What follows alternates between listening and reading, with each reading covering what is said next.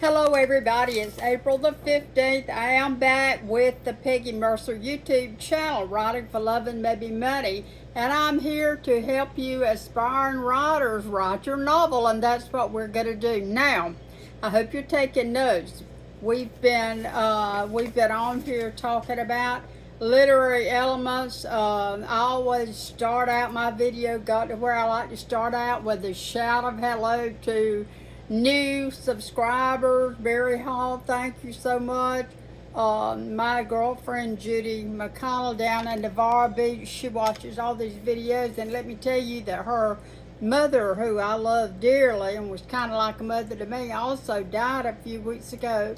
Her name was Patricia McConnell Nasworth, and not only did she teach me when I worked for the library for many years, she was my library director and I was professional staff. But I'll tell you one thing, bye Pat, I loved you so much. You were class and you were grace and you loved books, and I will say to her family, I love you all so much, and my heart is with you. Prayers for strength and peace there. She loved a good story so much. She was a person who just reveled in a great mystery. She loved mysteries and she loved psychological thrillers, and I think that's where I get that love of that, a lot of it from. But I do want to tell you that when I left off on Friday, we were talking about writing climaxes in books and how you get to the point that you are able to write a really great climax in a story. The rise in action propels the story along. Now, what propels the story along? Remember, I keep talking about writing with your senses.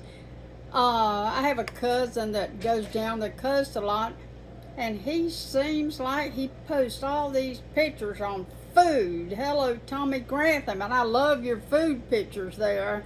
And I can just smell it. He just posts all this shrimp and crab legs and stuff, and I just smell it. Now, I said that because in your novel, you are going to write with your senses. You want this reader to smell the place, see the place, what color are the walls in the restaurant, how is the lighting, you know what I mean. And so you're writing with your senses, and you're creating a sense of movement with the words that you use as you write the scenes and the chapters, and you pile along this great story, and you write these words that create tension. Now, what about tension? Because tension is the engine. The plot is what's driving this novel, but what's the engine of the plot? And I'm just going to tell you right now, it's tension.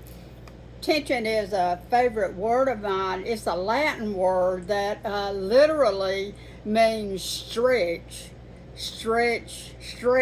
out. And so as we go along with our writing, we're stretching these emotions out, and we're creating questions. Is she going to make it in time? Is she going to make it to the edge of the water to save the little puppy dog and the Zinfandel on the kennel? You remember I was talking about that. Is she going to catch the plane on time? She's running through that airport. She's beginning to sweat and her heart's beating fast.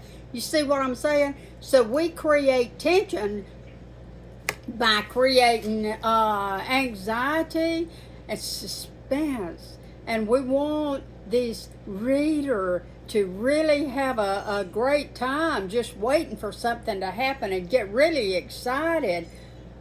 With the words that you use, you create that tension, and you propel this novel along, because at the climax of the book, you want the reader to just be sitting on the front of their seat with the right words, you see, that you choose. Create tension, which creates anxiety in the reader. Somebody said, do you want the reader to just pass out? And the answer to that is no, We don't want nobody to pass out, but we want you to hyperventilate a little bit. So keeping in mind what we want the reaction to be among the people reading our novel. We want them to be all in to your story, and that's what we're going to do by creating tension. Because see, once you get to the climax, you're almost to the end of the book, because the climax occurs, doesn't it? The climax occurs right close to the end of the book. Now, a lot of climaxes in books will occur maybe more toward the middle, but I like to write a climax that's close to the end of the book, because after you write your climax and suddenly she comes over the top of the hill and suddenly she sees what it's all about. She sees that something that this book is about. That's your climax unfolded. And see, after this climax, the action begins to fall. And I'm going to tell you about falling action in my next video, which is going to be on Friday. I do want to invite everybody to come on in here and subscribe to this YouTube channel, because the only way I'm going to succeed with it is for you to subscribe with it. I do appreciate Barry Hall mentioning me on his great video that he's got going. Barry Hall video. I don't even know what the title is, but I will tell you guys when I get back on here, because I have found some very good videos and I'm going to be mentioning them because teamwork works. And I will see you all on Friday. Have a great week. Have a wonderful week. The sun is shining. The weather is so much better. The little puddles in my pond have dried up. Oh, it's a wonderful day in the neighborhood. And I will see you guys on Friday. Bye-bye.